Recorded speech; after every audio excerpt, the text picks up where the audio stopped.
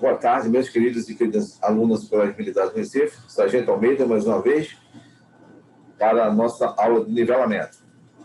O assunto de hoje será a ação humana sobre o relevo. É importante que vocês tenham aí em mãos, tá certo? Agenda, o caderno, caneta, lápis, para que vocês possam anotar as suas dúvidas, caso venha durante a aula, essas pendências, tá certo? Para que vocês possam posteriormente tirar essas dúvidas.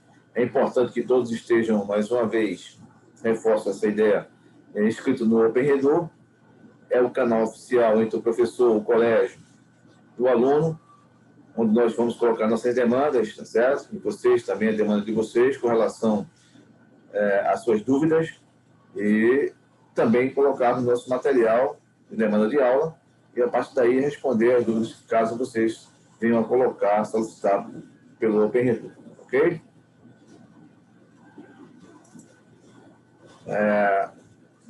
A nossa aula de hoje é a ação humana sobre o relevo. É importante destacar essa ação do homem, desde o seu período mais histórico até o mais recente, essa ação direta sobre o relevo. O homem, ao longo da história, vem modificando a natureza. Então, o relevo, que é parte integrante, sofre efeitos diretos da apropriação. Já que o homem está inserido nesse contexto, a partir do momento que ele se encontra nessa área, ele vai justamente modificar esse relevo, ele vai passar a explorar e retirar esses recursos para o seu desenvolvimento, tá certo? E, consequentemente, das gerações vindouras, gerações futuras. O homem tem capacidade, através de sua força de trabalho e sua tecnologia, de construir túneis, retirar montanhas, desviar cursos de rios, modificar o relevo do campo e nas cidades. Então, já está mais do que mostrado as devidas intervenções em diversas partes do planeta, tá certo? Da ação humana, dessa atividade antrópica, dessa interferência direta, tá certo? Ele, com o passar do tempo, com o avanço da sociedade, as necessidades passaram a ser outras, logicamente, essa necessidade foi possível através da apropriação da técnica e da ciência, e permitir que o homem hoje se agigantasse, fosse até a Lua, certo? Pudesse colocar até telescópio no espaço sideral, e também aqui na Terra fazer com que as montanhas possam se deslocar, possam ser abertas, rios podem ser barrados, seus barramentos, as barragens, para fim de irrigação, geração de energia elétrica, enfim. Então, o homem, com a sua capacidade cada vez mais evolutiva de intervir, certo, no meio ambiente, consequentemente, modificando e alterando aí a paisagem. É bom lembrar também que existem os fatores naturais de transformação, mas o homem provoca de forma artificial tais mudanças, né? Esse processo que já acabamos de falar. Essa lâmina aqui, vocês podem observar, em um dado momento, aqui não apresenta nenhuma intervenção, aparentemente humana, mas em seguida, né, com o avançar da época, né, você observa que ele já está escavando um túnel de forma artificial, certo? As máquinas que são responsáveis pela escavação e retirada desse material, ok? A natureza e a ação humana. Por esse motivo, dizemos que o espaço geográfico, esse espaço onde o homem está inserido, essa importância principal, o espaço só tem importância porque nós humanos estamos inseridos. É o campo das atividades humanas, é sempre produzido e transformado pela sociedade. À medida que a sociedade avança, as suas necessidades são outras. Consequentemente, certos aspectos dessa sociedade ela muda no quesito desde o gosto, tá certo?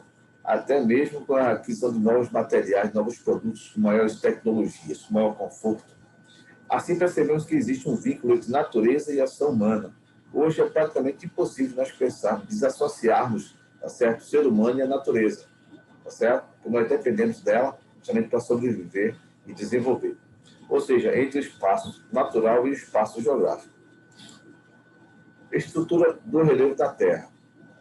O relevo terrestre é composto por 3 diferentes estruturas geológicas: bacias sedimentares, dobramentos modernos e cráteres. Veremos a definição de cada um deles. Os dobramentos modernos encontram-se em áreas que apresentam conhecidas cadeias montanhosas, Himalaia, as rochosas dos Estados Unidos, e aqui na América do Sul, Basicamente, nós temos aí as Cordilheiras dos Andes, certo? A nossa famosa Cordilheira dos Andes. As bacias sedimentares encontram-se em diferentes partes do mundo, existindo também no território brasileiro. Ela ocupa em torno de 75% vamos dizer, do planeta, da superfície terrestre, né? 75%. Os cráteres, popularmente conhecidos como escudos cristalinos ou maciços antigos, a sua formação é a mesma dos ovamentos modernos. No entanto, sofreram maiores desgastes dos agentes externos ou exógenos. Né? Então, esses cráteres são as rochas mais antigas, as rochas existentes na Terra. Por serem mais antigas, consequentemente, sofreram mais ação dos agentes externos, como o temperismo, tá certo? Ventos, água, gelo, etc. Então, logicamente, houve mais desgaste, consequentemente, ela tem aí, tá certo? Um processo de maior durabilidade por conta dessa existência, tá certo? Por conta desse processo todo. A forma de relevo, observem aqui na legenda desse mapa, são dobramentos modernos, que são essas partes aqui em marrom mais escuro, tá certo? Os cráteres, né? Esse verde aqui um pouco mais escuro, e as bacias sedimentares. Observe que ela ocupa grande, tá certo?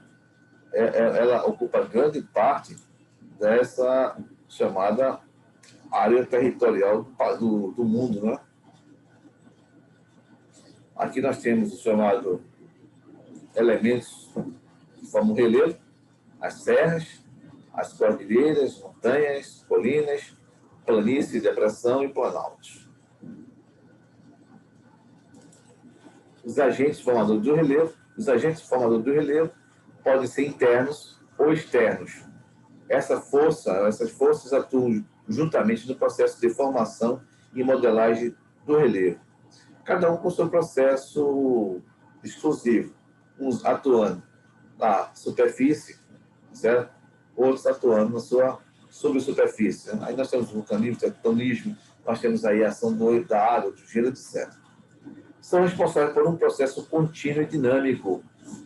Então, a Terra, ela sempre passou, desde da sua solidificação, do seu resfriamento, a Terra nunca deixou de passar em nenhuma era geológica desse processo de sofrer esse processo dos agentes internos e externos. Então, processo contínuo e dinâmico na transformação morfológica, sendo elas agentes internos, tectonismo, abalo sísmico e vulcanismo, e agentes externos, vento, chuva, neve, alternância de temperaturas, seres vivos, etc. Então, esse conjunto, tá certo, de transformações, de agentes, faz com que a transformação seja constante e esse processo seja contínuo e dinâmico. Relevos emersos é composto por relevos que ocorrem fora do mar, estão acima da superfície do mar. São eles montanhas, relevos altos e contínuos, formam-se por cadeias de montanhas ou cordilheiras, planaltos, relevo de média altitude, planície, relevo de baixa altitude, e são geralmente planos. Então, observe que nessa lâmina, eu tenho aqui a parte do mar, observe aqui o nível em relação ao mar, aqui, ó, essa linha, nível do mar, ok? E a partir de então, nós temos a planície, certo? Que é a parte mais baixa em contato com o nível do mar, basicamente, o planalto, a depressão, certo? Absoluta, ela está abaixo do nível do mar. A montanha e a depressão relativa, que se encontra a nível do mar. Nós temos dois tipos de depressão. A depressão absoluta, aquela que está no continente mais abaixo do nível do mar, está bem claro aqui, certo? Eu não estou no mar, mas está aqui, e aqui é o continente. De qualquer forma, ele está, tá certo? Abaixo do nível do mar, abaixo dessa linha, está bem claro. Tem as montanhas, que são as partes mais altas, não é isso? Eu tenho aqui as depressões relativas, que está acima do nível do mar no continente. Planícies são formas de relevo relativamente planas ou suavemente onduladas e que se localizam em baixas altitudes acima do nível do mar, como eu mostrei anteriormente. De origem sedimentar, ou seja, recebe sedimentos, recebe quantidade de material erudido, das áreas próximas das altitudes mais elevadas. Então, tem as áreas mais altas no entorno, consequentemente, essa parte mais baixa, ela vai sofrendo processo aqui de intemperismo, certo? Esse material, essas rochas, essas partículas desagregam, consequentemente, com gravidade, e cai para as áreas mais baixas. Caindo para as áreas mais baixas, ela começa a sedimentar, formando a chamada bacia sedimentar, ou seja, na parte mais baixa. De origem sedimentar, recebe quantidade de material erudido das áreas mais próximas com altitudes mais elevadas. São essencialmente áreas de deposição, onde o processo de erosão são menos significativo que o de sedimentação. Planaltos são superfícies de relevo plano e mais alto do que as planícies que eu mostrei na lâmina anterior. Qualquer dúvida, você retorna na lâmina anterior e vão verificar a diferença de altitude entre elas. Com altitude média superior a 300 metros, e em relação às áreas ao seu redor. Mais uma vez, você tem o quê? Os testemunhos, essas áreas mais altas, certo? Que vai definir o que é ali, o que seria um planalto ou uma planície. Os limites dos planaltos são marcados por escarpas íngremes, certo? São áreas mais, assim, de difícil acesso, áreas com elevações assim, mais quase que verticais, essas escarpas.